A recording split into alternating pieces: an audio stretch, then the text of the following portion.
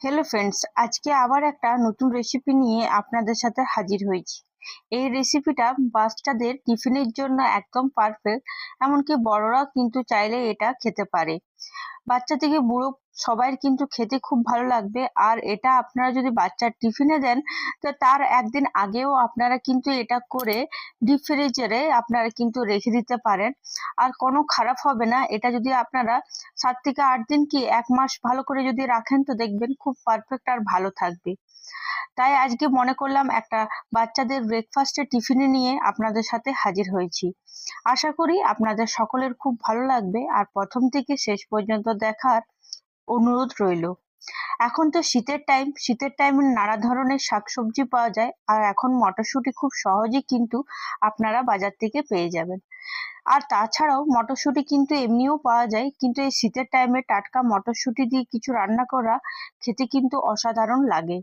এখানে আমি 1 বাটি মটরশুঁটিকে ভালো করে ছাড়িয়ে 1 বাটি মটরশুঁটি নিয়েছি, আর তার সাথে 4 থেকে 5টা রসুন নিয়ে নিলাম। এরপর মিক্সি বাটিতে জল ছাড়াই ভালো করে মিহি করে একটা পেস্ট তৈরি করে নিতে হবে। এরপর গ্যাসে আর একটা ফ্রাই প্যান চাপিয়ে তার মধ্যে সামান্য একটু তেল দিয়ে 1 চামচ গোটা জিরে আর 1 চামচ তিল আর হাফ চামচ চিলি ফ্লেক্স অ্যাড করে দেবো। আপনারা যদি বাচ্চার জন্য করছেন তাহলে কিন্তু সেটা স্কিপ করে দিতে পারেন। তাছাড়া কিন্তু আপনারা দিয়ে করবেন, দেখবেন অসাধারণ লাগে খেতে। আর যদি বাচ্চাদের জন্য করছেন, যদি একদমই ঝাল না খেতে পারে, তাহলে একদমই পুরোপুরি স্কিপ করে দেবেন।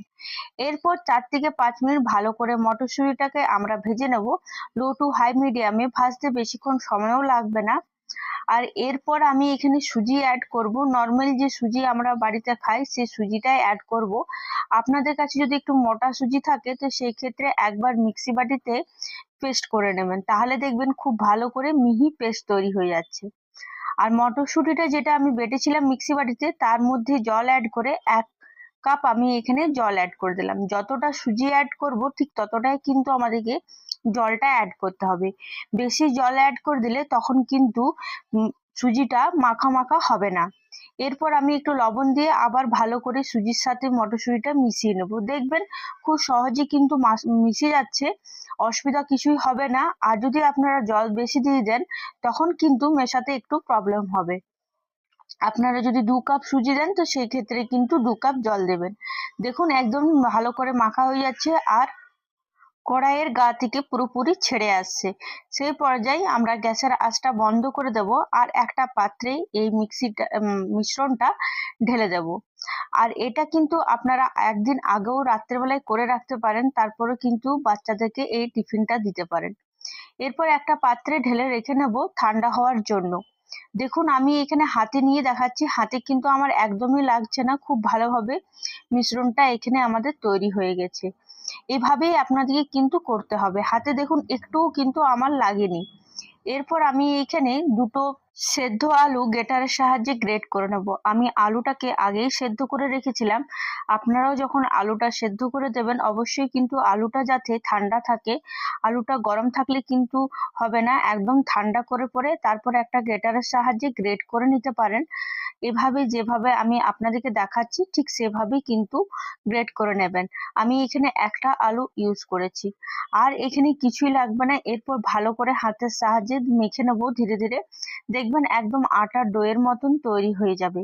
আর খেতে কিন্তু খুব পারফেক্ট হবে। বাচ্চাদেরকে যদি টিফিনে দেন, তো দেখবেন বাচ্চারা কিন্তু টিফিন ফিনিশ করে আসবে একদম মুচমুচে, আর ভেতরটা ততটাই নরম। দেখুন এখানে আমার আটার মতন ডো তৈরি হয়ে গেছে। এরপর ভালো করে আমি আরেকবার হাতের সাহায্যে মেখে নেব। আশা করি আপনাদের সকলের কিন্তু খুব ভালো লাগবে।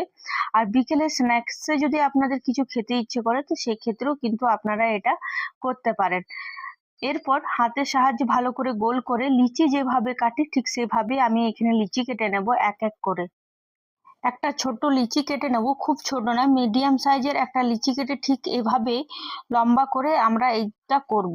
আপনাদের নিজেদের মতন করে শেপ করে দিতে পারেন, আপনারা গোলও করতে পারেন বা এমনি ভাবে লম্বা ভাবেও করতে পারেন।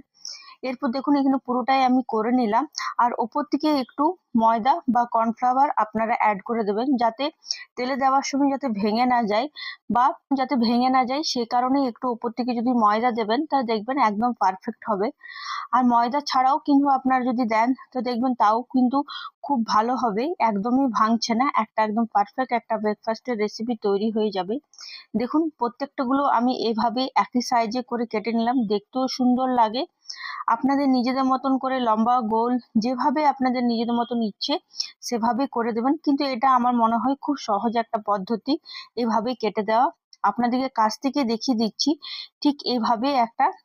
এরপর গ্যাসের আঁচ অন করে তার মধ্যে একটা ফ্রাই প্যানে তেলটা ভালো করে গরম হয়ে যাওয়ার পর লো টু হাই মিডিয়াম করে আমরা এক এক করে ঢেলে ভালো করে ভেজে নেব।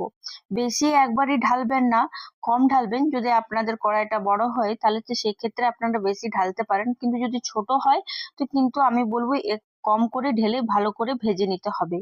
লো টু হাই মিডিয়ামে ভালো করে ভাজবেন, দেখবেন একটু কালারটা চেঞ্জ হয়ে আসবে, তখনই কিন্তু জানবেন আমাদের ভাজাটা একদম পারফেক্ট হয়ে গেছে। এইখানে আমার দেখুন দু সাইডটাই খুব ভালো করে ভাজা হয়ে গেছে, আশা করি আপনারা দেখে বুঝতে পারছেন। এরপর এক এক করে আমি একটা পাত্রে তুলে নেব। আর আপনাদের কেমন লাগছে এই ভিডিওটা অবশ্যই আমাকে কমেন্ট করে জানাতে পারেন। আর এটা আপনারা একদিন আগেও করেও বাচ্চাদেরকে কিন্তু টিফিনে দিতে পারেন।